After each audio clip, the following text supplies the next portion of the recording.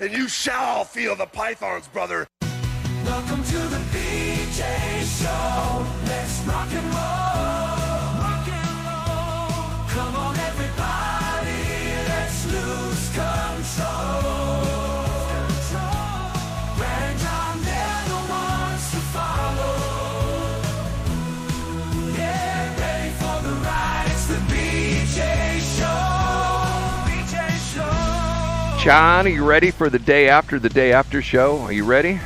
The day after, I am. You know, there's so much post-election analysis and navel-gazing and congratulations and weeping. We'll even get into weeping today, Brad. Boy, I tell you what, there's a lot of that going on. I mean, a lot of that. Okay, couple different updates right off the top here. And by the way, we do this show live 7 to 8 o'clock Central Standard Time. We're in the non-daylight time, so it's Central Standard Time. Monday through Friday, if you're listening live over the air, live over our streaming channel, thank you very much. But if you're listening over the podcast, or you're listening on the YouTube channel, we do it live. And once again, this is the show for Thursday, what?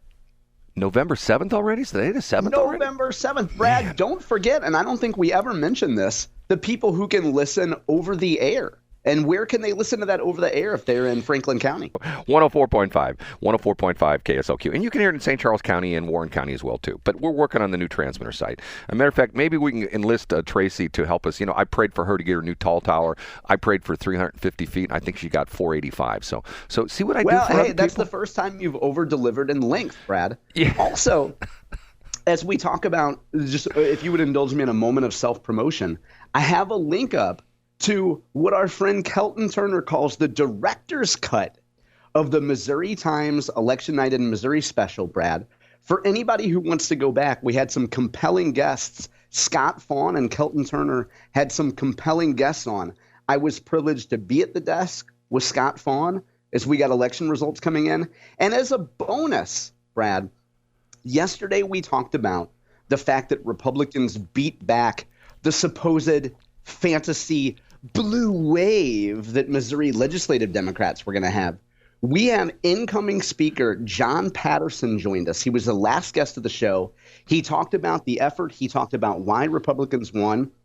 Also, I would be remiss, Brad, if I didn't point out that when we talked about that effort from HRCC yesterday, the one thing that you need to run campaigns is not just staff. It's not just a good message. You need money. And yesterday, when we were talking about HRCC, I forgot to mention HRCC's fundraiser extraordinaire, Casey Burns. And, you know, John Patterson mentioned her on election night for being able to have the resources. You can't run a campaign without money, Brad. Any candidate or campaign that says, we're going to run a grassroots campaign, ends up losing by double digits. So shout out to Casey Burns. I forgot to mention her yesterday. Patterson gave a shout out to all the whiz kids, including Casey, and they just did a phenomenal job on election night. Go watch it. The top of my website today is actually Jason Rosenbaum. But second on my website is the Election Night in Missouri special. Thank you, Brad, for the self-indulgence. Yeah, and a couple, just some bookkeeping kind of, well, not bookkeeping, just a couple updates. I don't know if you heard this or not, but Amendment 2, which is the betting proposition or betting amendment. Did you hear that it's down to 4,000 votes and they may do a I did. I heard it was maybe 3 and change, Brad. And, you know, we're actually yesterday, you got to forgive me because I think we were just jibber-jabbering too long before we got into the top 3. But that's part of the top 3 today, Brad, thanks to Jason Rosenbaum. Interesting. And also, early this morning, it's being announced by some, and the national stuff, it's being announced by some of the news media, not everybody, but they're claiming that Nevada and Arizona are both going for Trump. That have you heard this yet? Yeah, I did hear that. I heard that Arizona is still counting votes, though. Right. But the projections are, they claim that there's enough votes on that. And I have to look at the thing. What's going on with the Kerry Lake thing? Because that was the thing that was sort of, you know. No, I don't know. I haven't. I saw a tweet this morning, Brad, but I didn't click on it. I'll tell you what. Let's get you into. I'll check the latest out on that. Which, you know, here once again, I heard someone on another radio station this morning say they're not paying attention to the pollsters anymore. They're paying attention to the betting market because, and you would know more about this than anybody, they said the betting market almost had this election down to a T. Is that true? Weeks ago, yes, and I listened to an election special yesterday from Hedgeye that talked about the fact that the market had priced in this move a long time ago. And Brad, we're going to see a rapid decline in the stock market in the next few months. Maybe we'll talk about that in B or C block. That's my theory. I can't claim credit for that theory, Brad, but we're going to see a market decline in the stock market in the next few months. That is John Combest, C-O-M-B-E-S-T. What you hear, his top three, is just three of the many, many, many, many stories he has featured every day on his site. He's been doing this for 23 years. We start the show out with this guy right here. I got to turn his pot on. And this guy right here. I'm Casey Kasem. And what does he do? Now on with the countdown. We do the countdown. We start off with... In third place... We have a rare non-political story, even 2 days after the election, a non-political story that affects a lot of folks here in our listening area and folks in the St. Louis area. A huge amount of flooding. Brad, have you seen some of this local coverage? Yeah, and unfortunately, it's in the usual places. I think this morning they're closing off 141 at 44 down in Valley Park, and I believe Highway W down there between Eureka and Jefferson County is closed down as well, too. It's just crazy time, you know what I mean? Yeah, I was going to mention that specific intersection, Brad, because for folks who've traveled through the St. Louis area, even if you're not from town, if you're in the St. Louis area, let's say, and you're going to Six Flags, you probably take 141 to 44, depending on where you live. And exactly what you mentioned, Brad, that intersection has been blocked off in the anticipation of the flooding. The one thing that I didn't get from this Post-Dispatch story, and I should point out that it was brought to us by Ethan Colbert and Bryce Gray today on the Post-Dispatch, what I didn't get from their coverage was if there's any forecast of how long this flooding is going to last. Brad, you're more up on this topic than I am, but folks who live in that Pacific region and Eureka, Valley Park, they're used to this. Some of these houses are up on stilts. What I don't know how long this is going to last, but folks that live in this area have come to expect it. It seems like every few years, isn't it, Brad? Unlike the Missouri and the Mississippi, the Meramec goes up and down very rapidly. The Missouri and Mississippi usually take a long time to hit flood stage and a long time, or not a long time, but a relatively long time to recede. But in those areas, especially in Valley Park, you can have the water over 141 at 9 o'clock in the morning and 6 o'clock in the afternoon. It's gone, and that's the way it is in Eureka and Pacific most of the time as well. They're very fast floods, and I think part of that reason is because the Meramec is relatively small, and once the floodwaters come up, they even have problems. Matter of fact, I don't know if you know this or not, but they have problems with Eureka High School. Do you know this about Eureka High School? Yeah, so, a friend of mine told me this, and I couldn't believe it. And she told me that every 3 years the school floods. And I was like, well, that can't be true. And I looked it up, and it's not every 3 years, but it's something like every 4 years they have to essentially rebuild part of the school. Well, it's if I'm not mistaken, it's the athletic fields, and I think at the gym floods. And I think those are some of the low spots. Yeah, and not to interrupt, but if you're driving down there, I guess that would be that's 109, right? If you're driving by 109, you just notice that there's a big high school in a giant pit of a region. Yeah, a lot of folks go out there to, there's pumpkin patches out there. If you're in the St. Louis area, you've probably been down there. But they built a high school and an athletic field in a very literally depressed area. Well, sometimes I don't, you look at this and you think, okay, look at the whole Valley Park thing. Valley Park had a terrible problem with flooding down there until they put in that big levee. But it's to the point where it's like, okay, why would you build down there? I don't quite understand, but. I don't know either. And, Valley Park's biggest problem is that there's a guy that grew up in Spanish Lake who takes his aluminum cans down there. Yeah. You know what I'm saying? And they're like, why do we have riffraff coming down to a beautiful area like Valley Park because he's got his Mountain Dew cans that he wants a nickel for? He does burn more fossil fuels on the drive than actually recycling when he could just take them to a recycling bin. But he's the kind of guy that would rather invest time for little or no return rather than make money. John, let me correct you. I don't make a specific trip out there. Whenever I'm heading west out to Washmo to go to the transmitter sites and stuff like that, that's when I go to Scrap Mart. I don't make Who said this is about you, Brad? Why do you have to make this about you? Okay. Are we done with number three? We are done with number three. It's about time. Up a notch to number 2. 2 days ago, I mentioned the fact that everybody should go check out, if they're so inclined, a Jason Rosenbaum piece where he asks 7 important questions that will be answered on Election Day. And Jason has fulfilled his obligation. He went through right after the election, and he answered all 7 of those questions. They're questions like, will Amendment 3 show that a Republican-leaning state can embrace abortion? Answer is yes. Questions like, can Kamala Harris turn back the clock on Democratic presidential performance? Yeah, not really. Can Lucas Kuntz actually? No. We don't even have to finish answering that question. No, Lucas can't. So folks should go take a look at the callback, if you will, of Rosenbaum going through. It was a big day for everybody answering those questions related to that. In election follow-up, I would just point out that our friend Pete Mundo over in Kansas City had Governor-elect Mike Kehoe on immediately after the election, fresh off his victory, to talk a little bit about he got a little bit emotional. Brad, we're going to talk about emotions in story number 1. Mike Kehoe got a little bit emotional when he started talking about his mother on election night. Kehoe talks a little bit about sports teams in Kansas City, gives praise and gratitude to his team. So those are the election wrap-ups specifically that I would point people to go to. You can find them both at johncommess.com today. Let me turn my microphone back on. And can now, last but not least, The number 1. Brad, I have 2 intensely personal questions to ask you, inspired by the Oscar-winning film Airplane. Are you ready? Yeah, go ahead. One of my favorite movies. Have you ever seen a grown man naked? Have you ever been to a Turkish prison?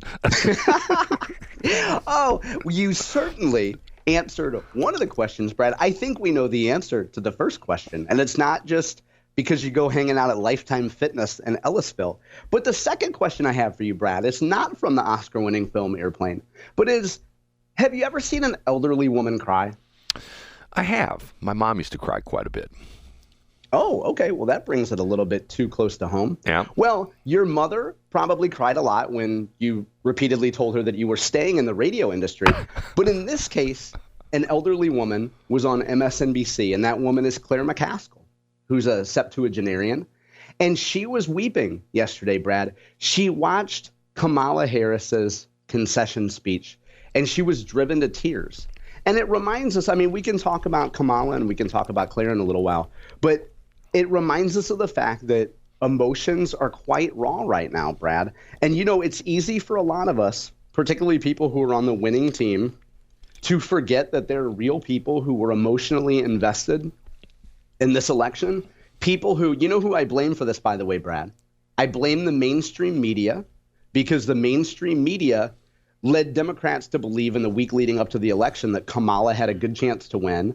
So we have a lot of really raw emotion right now.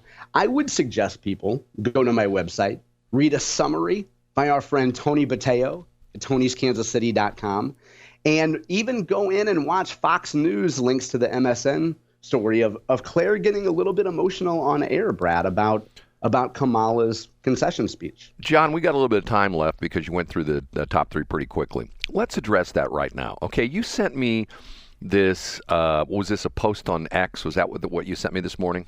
I think it was a Facebook post from Missouri State University, right? Yes. And do you have that in front of you? You want to read a little bit of that? I do. Yeah, I can grab that real quick. And I should give credit to State Senator Nick Schroer, who posted this. This looks to be a Facebook post. Now, I want to add the disclaimer here that I'm not a Facebook guy, so I didn't go on Facebook and double check this. This appears to be, at a surface level, a real post from Missouri State. And in summary, it says, in anticipation of the upcoming week, which might be stressful for students, the Counseling Center will be offering the following.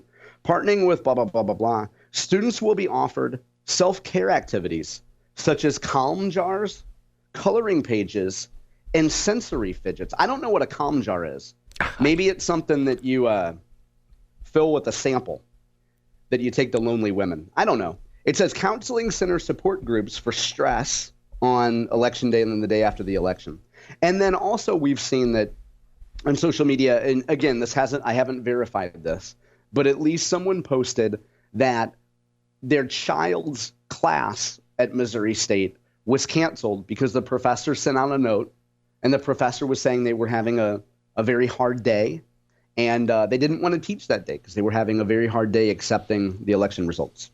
Okay, now, You and I are going to get ourselves into trouble when we talk about this, but let me give you that perfect example. If the election results would have been different and Kamala Harris would have been elected, do you think they would have been sending out these notifications? Do you think that professor would cancel that class? Absolutely not. No, and I don't think, and I am part of what our friend Chris Ferguson calls the cringe platform known as LinkedIn. And Brad, yesterday I also sent you a LinkedIn post from a woman, and I cut her name off because I'm not connected to her. I don't even know her, but she's from St. Louis, and she works at a university, let's just say, in the St. Louis area. And she says that she's essentially asking employers to show grace to their employees, to let them off work. They shouldn't have to work. And her words were, the workforce today is not in a place to grow revenue, advance initiatives, or meet non-critical deadlines. And here's her money line. Here's the money shot. Their nervous systems might be seriously dysregulated.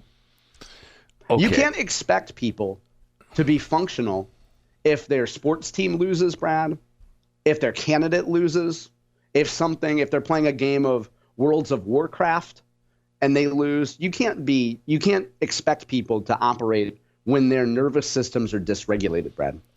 I know several people, all of them women, who are most upset about this. I've heard from several of them yesterday, some friends, some clients. Matter of fact, even when we were out at the expo yesterday, I had one woman come up to us and tell us about how she almost didn't come to the expo yesterday because she was so upset.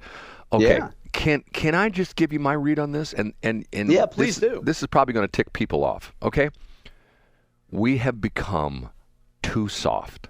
If this is what sends you into a tailspin emotionally, then you know what? You have not experienced nasty times in your life. You have not experienced what the Ukrainians have experienced, where the Russians are constantly, attacking them. You've not experienced what the what the Israelis have endured for decades, where literally they have neighbor countries that in their constitution it says they want to eliminate all Israelites and eliminate the country of Israel off the face of the map. Okay, you don't live in a bad neighborhood where the fact that your car, you drove it from home from work last night, and you go out this morning and it's gone, or the tires are missing, or the tires have been slashed, or somebody shot through your window in your house, or things like that. This is the interesting thing to me. And I look back at my college, and I got forced into some classes I really didn't want to take, but I took this psychology class, which I really embraced, and it's Maslov's theory of hierarchy. You know what I'm saying? I do know exactly what you mean. That means that the most important life priorities, like food and shelter and being able to breathe, even if you're on fentanyl like George Floyd, being able to breathe and have shelter and have food are more important than sometimes the way people vote makes me feel sad. But the interesting part of it is that if you look at Maslow's theory of hierarchy, and essentially, you go back to caveman era, and the idea being is, what did he want? He wanted basic protection from the lion or the bear that was going to kill him, and he wanted to be able to go out and hunt some food. He wanted very basic necessities. And as we become more sophisticated on societies, we move further and further and further up that pyramid, or down the pyramid. Some people look at it that way. But in other words, you move up. Now, the interesting part of this is my psychology professor back at SIU Edwardsville said that on any given day, we move up and down that pyramid. And the point he said was, if you're having a great day, let's say, and I remember him teaching this in class. He said, let's say you're having a great day, and he give a reference to college students. After you get done with your studies and your classes are over, you go down and you have a few drinks with your buddies at the bar or something like that, and boy, you're having a great time and things are wonderful. And you walk outside and you're walking to your car. Some guy comes up and sticks a gun in your gut and says, "Give me your wallet." So in other words, instantly you've gone from one end of the pyramid to the other end of the pyramid. Get what I'm saying on that? For sure. Absolutely, I do. And the idea being is that people who have become resilient don't move up and down that pyramid that much. They've got to the point where they're going like, okay, I can deal with this. I can move on down the road. Now, I know there are going to be people hearing me say that, say, I can't believe you just said that. I feel so terrible about this. I get it. I understand. But it's to the point where here's Brad the cynic. You know what? Donald Trump's going to be inaugurated on the 20th of January. Okay, on the 21st of January, the country will still be here. Yes, thank you, Brad. There still be fights in the Senate and in the House, and even though, all you have to do is look at the Missouri Senate and the Missouri House of Representatives, even though they have a supermajority in both houses, they still have fighting between the factions of the Republicans, okay? There's still going to be infighting. There's still going to be things. You're still going to have to pay your taxes. The IRS is still going to come after you if you don't pay your taxes. There's still going to be to the point where if you try to call the Social Security Administration, you're going to be in hold for 2 hours. You go to the DMV, it's still going to take you 2 hours to get your license plates renewed. Unless you drive to Jeff City, like Brad Hildebrand. right, like I do. And go to the concierge service. Brad, I don't mean to cut you off because I know we're up against time. But can we spend a minute or two in B Block talking about that? Because I saw a Kansas City Star headline today that suggests this is all that just women are handling this poorly, which, by the way, I think is unfair. But I think some women handle this very well and some don't. I think some men handle it well and some don't. Can we spend a couple minutes on that when we come back? Yeah, I'd be more than happy to do that, John, because, once again, I've had people that I've talked to yesterday that were on the brink of emotional collapse. I had someone close to me instigate a fight with me, which is very uncharacteristic, and it was about the election, Brad. Well, you know what? And let's talk about it. I'm comfortable talking about it when we come back. To me, I think that's sad, but what do I know? Okay, we got to run. Thanks for checking out the Brad and John Show podcast. This segment of the show is brought to you by John Combest's book, Stalking, Harassment, Internet Trolling, A Guide to Recovering and Rebuilding After Online Attacks. It's a great reference if you've ever been the unfortunate target of a social media attack. It's available on Amazon. Just search John Combest. That's Combest, John Combest, and the book will show up in your search results. Now it's time for another segment of the Brad and John Show. Can you handle it?